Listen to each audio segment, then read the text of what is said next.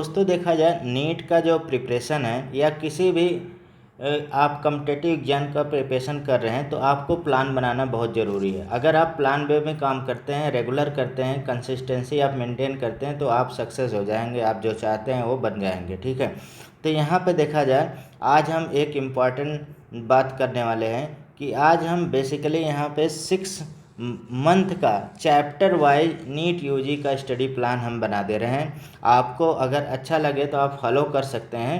और ये देखा जाए इसमें चैप्टर वाइज है और कौन सा बुक बेसिकली पढ़ना है वो सब भी यहाँ पे बताया गया है, कब पढ़ना है, कैसे पढ़ना है, कितने आवर का पढ़ना है। बेसिकली देखा जाए आपको 12 आवर का स्टडी आपको बना के चलना है। नीट का मिनिमम आपको 10 to 12 आवर आपको स्टडी करना पड़ेगा। ठीक है, तभी आपका नीट पे सिलेक्शन हो पाएगा। ठीक है, अब यहाँ पे देखा जाए बायोलॉजी जो है जो आप पढ़ते हैं एकदम एनसीईआरटी वर्ड बाय वर्ड जो भी कहते हैं लाइन बाय लाइन आपको पढ़ना है।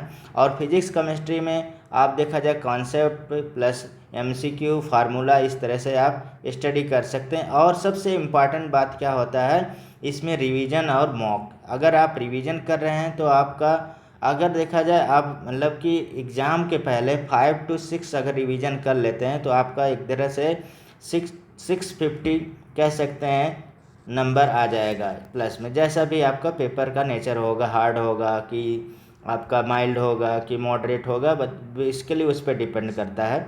तो आपका यहाँ पे लेकिन टारगेट ये होना चाहिए कि आपको प्लान वे में काम करना है और रेगुलर प्लान यानी कि रेगुलर आपको पढ़ाई करना है और ये प्लान रेगुलर अप्लाई करना है। जैसा भी आप यहाँ पे चाहते हैं उस तरह से बनाया गया है। तो फर्स्ट देखा जाए 1-2 मंथ आपको क्या है, फर्स्ट 2 मंथ आपको फाउंडेशन एनसीईआरटी फर्स्ट रीडिंग यानी कि नोट्स ये आपको साथ में करते जाना है। टारगेट इसमें क्या रहेगा, फर्स्ट 2 मंथ में आपको क्लास 11th और 12 की क्या है basic NCERT line by line आपको कंप्लीट करना है। पहले आपको 11-12 का बेसिक जो एनसीईआरटी है लाइन बाय लाइन अब अगर आप कंप्लीट कर लेते हैं और आप अगर 10 to 12 आवर पढ़ते हैं तो आपका ये कंप्लीट हो जाएगा। अब इसमें देखा जाए बायोलॉजी में आपको एनसीईआरटी मस्ट रीड करना है, बायोलॉजी में मस्ट आपको एनसीईआरटी रीड करना ही है। ठीक है, अब इसमें देखा जाए इसमें फर्स्ट 2 मंथ में हमने क्या कंसीडर किया बायोलॉजी में, जैसे आपका चैप्टर फर्स्ट है लिविंग वर्ड आपने पढ़ लिया, बहुत छोटा सा चैप्टर है, उसके एमसीक्यू वगैरह लगा लिए। ठीक है, और फर्स्ट 2 मंथ में भी आपको 200 एमसीक्यू आपको लगा के चलना है, यानी कि 2 एमसीक्यू पर डे आपका टारगेट होना चाहिए। 200 एमसीक्यू आप लगाइएगा, आगे हम टाइम डिवाइड कर देंगे, आप उसके अकॉर्डिंग आप चल सकते हैं। ठीक है, दूसरा चैप्टर इसमें बायोलॉजिकल क्लासिफिकेशन आपको करना है, प्लांट किंगडम करना है, एनिमल किंगडम करना है, सेल यूनिट ऑफ लाइफ जो बायोमॉलिक्यूल वगैरह है, इसमें सेल डिवीजन भी आपका हो गया, सेल साइकिल हो गया। ठीक है, मार्फोलॉजी ऑफ फ्लावरिंग प्लांट करना है, एनाटॉमी ऑफ फ्लावरिंग प्लांट करना है, फोटोसिंथेसिस करना है। ठीक है, रिस्पायरेशन और प्लांट ग्रोथ डेवलपमेंट करना है। यानी कि बायोलॉजी में आपको इतना टारगेट बना के चलना है कि 12 चैप्टर आपको 2 मंथ में हो जाए। जैसे भी आप उसमें वीकली अगर आप कमेंट करेंगे वीकली हमारे पर डे हमें प्लान बना के दे दीजिए तो हम इन चैप्टर का पर डे प्लान बना के दे देंगे आपको किस तरह से स्टडी करना है। ठीक है, और पर डे क्या फोकस करना है और कितना आपको पढ़ना है और किस तरह से रिवीजन करना है। अब देखा जाए आप लोगों पे 2 चीज़ें होता है, एक अगर कोचिंग कर रहे हैं कोचिंग का आपका बर्डन, आप सेल्फ स्टडी, हम सेल्फ स्टडी का बना रहे हैं, आप कोचिंग का आप अलग रखिएगा इससे। ठीक है, उससे यहाँ पे कुछ वो नहीं है कि आपको सेल्फ स्टडी आपको होना चाहिए इतना। अगर मतलब आप कोचिंग में पढ़ रहे हैं 4 to 5 आवर तो थोड़ा सा इसमें आप कम कर लीजिए क्योंकि उतना आपके पास टाइम नहीं रहेगा। जब आप कोचिंग कंप्लीट हो जाएगा तब ये फॉलो कर सकते हैं या आप इससे भी इंक्रीज कर सकते हैं, जैसा भी आपको जितना भी आप फोकस करेंगे मिनिमम, लेकिन आपका 8 to कह सकते हैं 12 आवर के बीच में स्टडी सेल्फ स्टडी होना चाहिए, तभी आपको मैनेज होगा। अब क्लास 12 में आते हैं। क्लास 12 में बायोलॉजी में क्या है, sexual reproduction in flowering plant आपको कर लेना है पहले मंथ में या दूसरे मंथ में। ह्यूमन रिप्रोडक्शन भी कर लेना है इसमें, रिप्रोडक्टिव हेल्थ भी करना है, प्रिंसिपल इनहेरिटेंस वेरिएशन करना है, मालिकुलर बेसिस ऑफ इनहेरिटेंस करना है, एवोल्यूशन करना है। ठीक है, अब केमिस्ट्री में देखा जाए केमिस्ट्री में 11th में some basic concept of chemistry mole concept करना है, स्ट्रक्चर ऑफ एटम करना है, classification of element in periodicity करना है, और केमिकल बॉन्डिंग, मालिक्यूलर स्ट्रक्चर ये करना है, ठीक है। उसके बाद थर्मोडायनेमिक वाला पार्ट्स भी करना है। इक्विलिब्रियम में काफ़ी बड़े बड़े चैप्टर हैं। रिडॉक्स रिएक्शन ये इलेक्ट्रोकेमिस्ट्री के साथ भी जोड़ सकते हैं।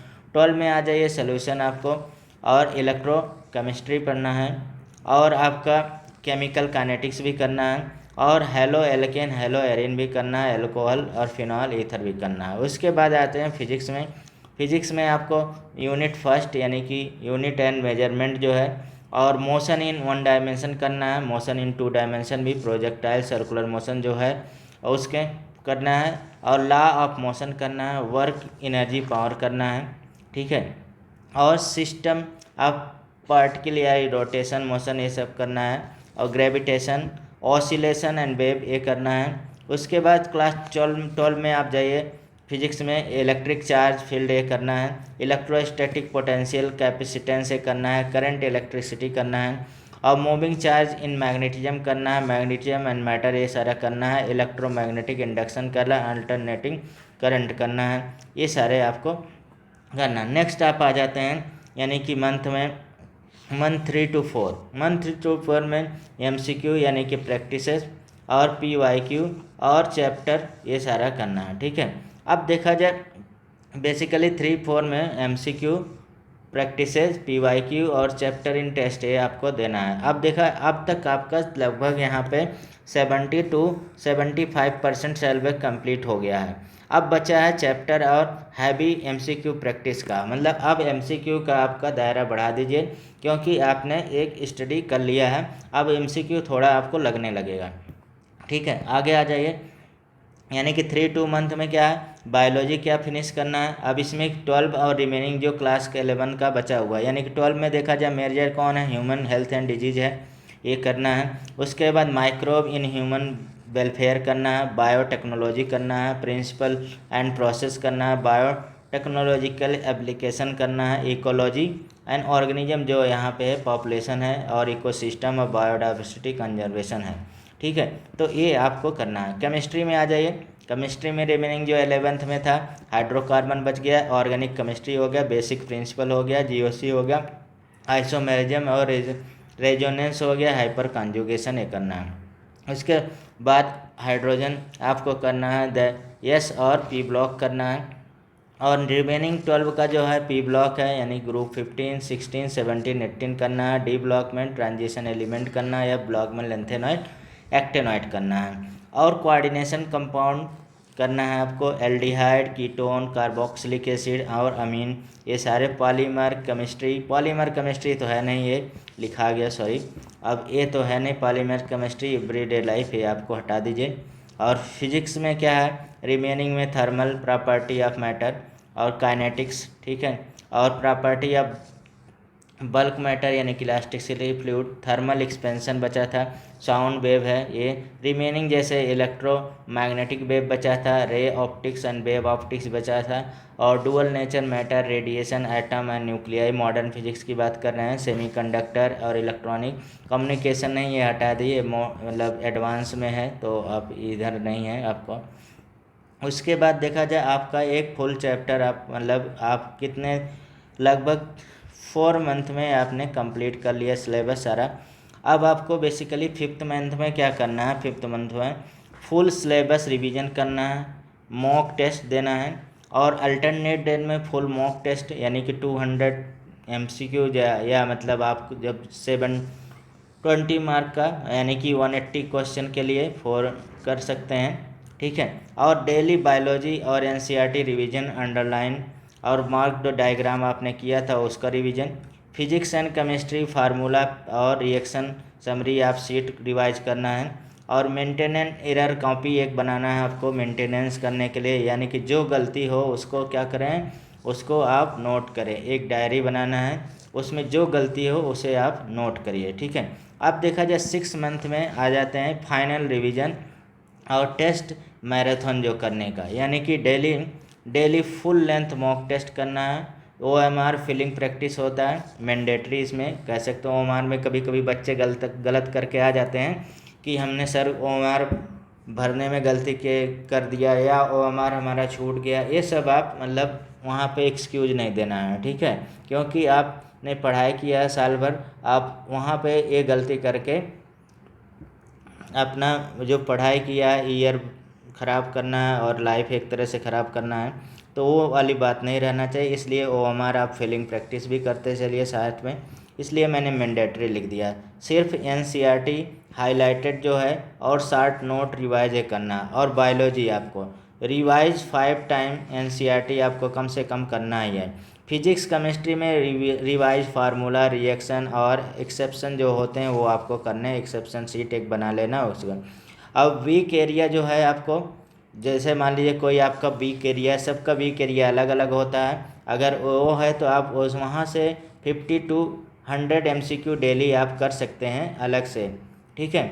तो आप ये अब यहाँ पे डेली आप स्टडी डिवीज़न कैसे कर सकते हैं 12 आवर का। हम 12 आवर का यहाँ पे डिवीज़न कर लिए, क्योंकि नीट के स्टूडेंट को मिनिमम 12 आवर तो आप पढ़ेंगे तभी काम बन पाएगा, ठीक है। अब इसमें बायोलॉजी थियरी NCERT को जो था तो 3 आवर है, बायोलॉजी का MCQ है 152 आवर का, 2 आवर का है, ठीक है। फिजिक्स थियरी और फार्मूला 2 आवर का, और फिजिक्स MCQ 80 क्वेश्चन का 100 क्वेश्चन कर सकते हैं 2 आवर, ठीक है। केमिस्ट्री थ्योरी NCERT और नोट्स 2 आवर आपको करना है। केमिस्ट्री MCQ 80 क्वेश्चन या 100 क्वेश्चन आप 1.5 आवर में कर लेंगे, क्योंकि वहाँ 2 आवर लग रहा है तो 1 आवर में होगा। टेस्ट एनालिसिस आपको करना है, 1.5 घंटे आपने क्या गलत किया और क्या बेसिकली आपको आ गया, ये सब आपको प्लान करना है। अब आ जाते हैं सबसे इम्पॉर्टेंट बात, हमें मटेरियल क्या रखना है, रिसोर्सेज क्या रखना है, बेस्ट ऑफ दिस प्लान के लिए रिसोर्सेज क्या है।